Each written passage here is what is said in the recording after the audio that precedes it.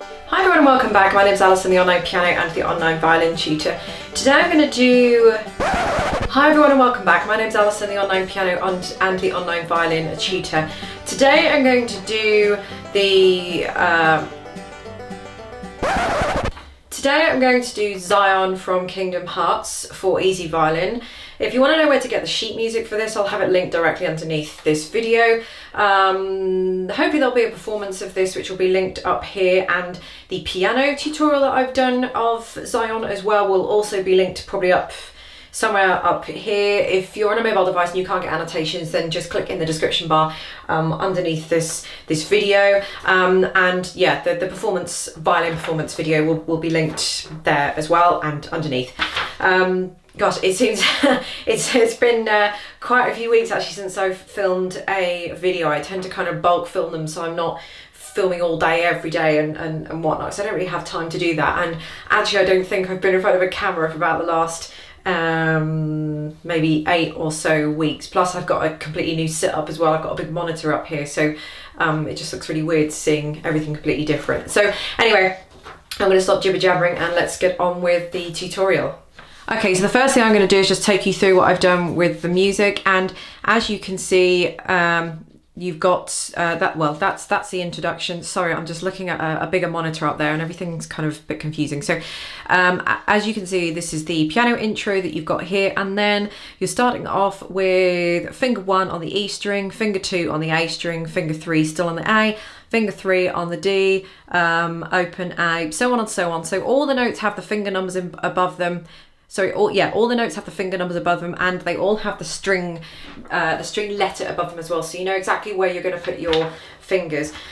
This, I will go through where you're going to put your fingers individually in a minute, but this, as you can see on your copy, this does get quite complicated, sort of, I don't know, sort of halfway down when you've got loads of sharps and, well, just mainly sharps and things. I did try and put this in a different key to make it a lot easier, but then the start of it, which is in an easier key, then became really hard, and then the latter half of it became really easy. So I kind of, because it changes key, I just thought, do you know what, I'll just keep it the same. That way you guys can play along with the original rather than changing key. Sometimes when I change keys on my violin tutorials, you guys tell me off for changing the keys, but I do change them because I want to make them easier. Otherwise you end up with this, you end up with a lot of sharps. So I've decided to keep with this just because it changes key halfway through. Okay, so it's up to you if you want to play the first 2 bars or the first 2 measures. They are just sort of like they are just sort of the piano intro or whatever intro if you want. So again, I'm not going to play it all the way through. I don't in these videos because I've usually got performance videos anyway. So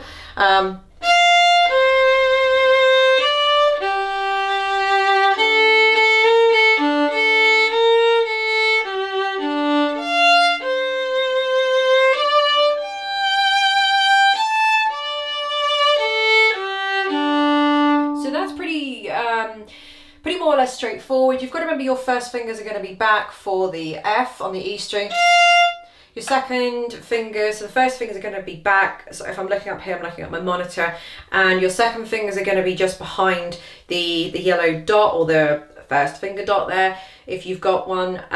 Your third fingers are just going to go on your third finger dots as normal.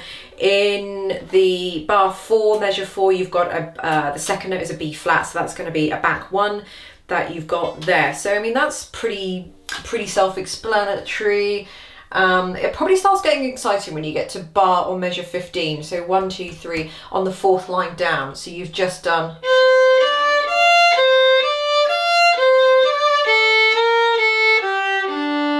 Then you get to here.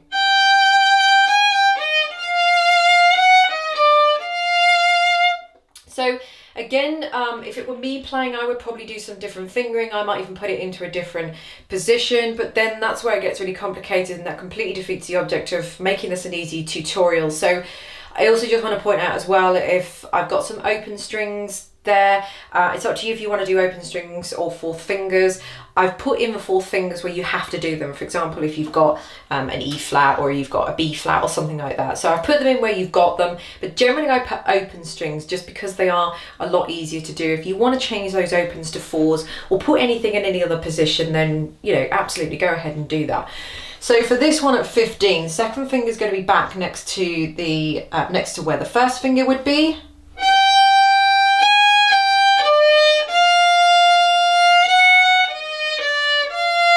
So if I play that again for you, so the second finger is back, third finger is crushed in next door. Then the fourth finger is just going to be over the red or over my third finger dot. First finger's back. Then for the F sharp, the third finger goes to the dot. That fourth finger's back again. Third finger on the dot. First finger back. So if I do that again.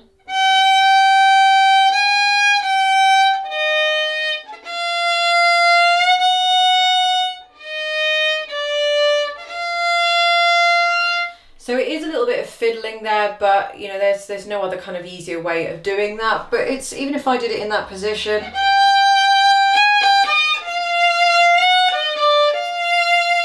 so you can do it and you can get a reasonably nice sound out of it. So again, this is where some more excitement starts. So 15, 16, 17, bar 17, measure 17. Now you might wonder why I've put a 2 for that F sharp. That's because the F sharp is on the dot, or where the first finger would go. The A sharp is a back 1. So you don't really want to be going,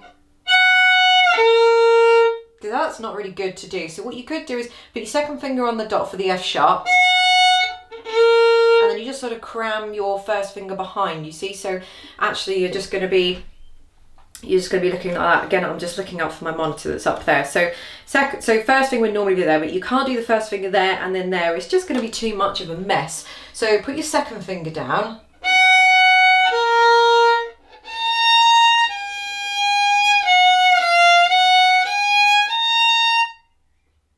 What I did there with the fingers, actually, I've just noticed, is stretch the third finger just above the dot. Second finger for G sharp goes just behind where the third finger would go.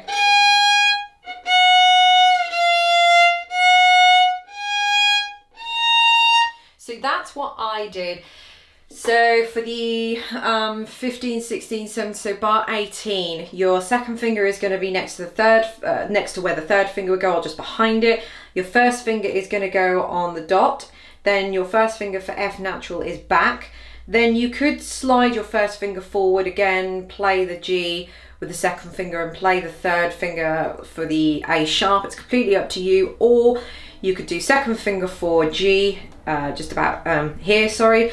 Then you could do the first finger on the dot, slide the first finger back for the F natural, put the second finger in for the F sharp, third finger in for the G sharp, and then fourth finger just over the third, you know, just over this dot that you've got here for the A sharp. It's completely up to you what you want to do, but it doesn't matter as long as it sounds. Don't forget to stretch that. I think you kind of underestimate how much you've got to stretch it.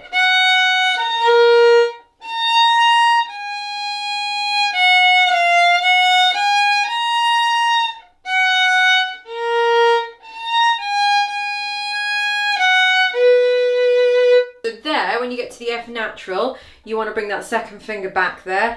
Then you want to stretch for the F sharp. Sorry, this is bar 21. So F natural is going to be there. Stretch for the F sharp. Stretch again for the G sharp. I stretch again for the A sharp. And then I bring my second finger back for the F natural. I mean, look, at the end of the day, as long as you know where these fingers are supposed to be going. So for example, on the E string, you've got F natural there. So whenever you see F naturals at the top on finger 1 at the top of the 5 lines, so you've got F naturals there, you've got F sharps there, then you've got G sharps that are going to be here, then you've got A sharps that are going to be, normally the third finger's here, but you've got A sharps that are going to be there. That's about it on that string. And then on the D string, you've got second finger back or close to the first finger is going to be an F natural, close to the third is an F sharp, a G sharp is just going to be above the third finger dot, and then an A sharp is going to be, you know, here. I hope I'm in focus. My camera wants to keep focusing on my face, but I hope you can see this is in focus. So then don't forget you've got a gap because you're doing an A sharp. You can alternatively do an A sharp with the first finger back on the A string, but that's completely up to you. Yeah, so I guess it's just, it really is just a case of following the fingers that you've got there. You know exactly what string you've got to be on. You've just got to remind yourself where your fingers are going to be. I think what I'll do in the description box directly underneath this video is on each individual string, so we're talking from the 4th line down to the bottom. So on each individual string, I will put the notes that you've got and where they're going to be referring to. Imagine if you've got dots or tape or line or whatever you've got on your violin, just to help you remember. Then I think it's probably the best idea that if you mark or just remember where you need to put those fingers on those strings and when and where and that kind of thing. I think otherwise if I just keep going through note by note, it's just going to be pretty laborious, and you guys know how the tune goes, otherwise you wouldn't be here with this tutorial. But there's just kind of too many sharps. But as I said, trying to change this into an easier key was great, but then it made the first half of it really difficult. So it was kind of the lesser two evils. So I thought I would keep it in the same key so that you guys could play it with any backing tracks you might find, or you know, play it with the original, etc, etc. I just want to go over, just having a look ahead, I just want to go over measure 24 or bar 24. You've got an A sharp, which is a back 1. So you've got a back 1 on the A. Then you've got to jam your second finger in next door. And then you're going to put your third finger as that G sharp. Back to the F sharp again. And then I would probably use a 4th finger for that D sharp. You can use a 3rd finger if you want to, but it's a bit of a stretch after. It's unlikely you're going to be able to stretch above there, so it's a D sharp is pretty much an E flat, or D sharp is an E flat. So if you want to think of it as that, again, I had to write it as sharps just because that is the key, and that's how it should be.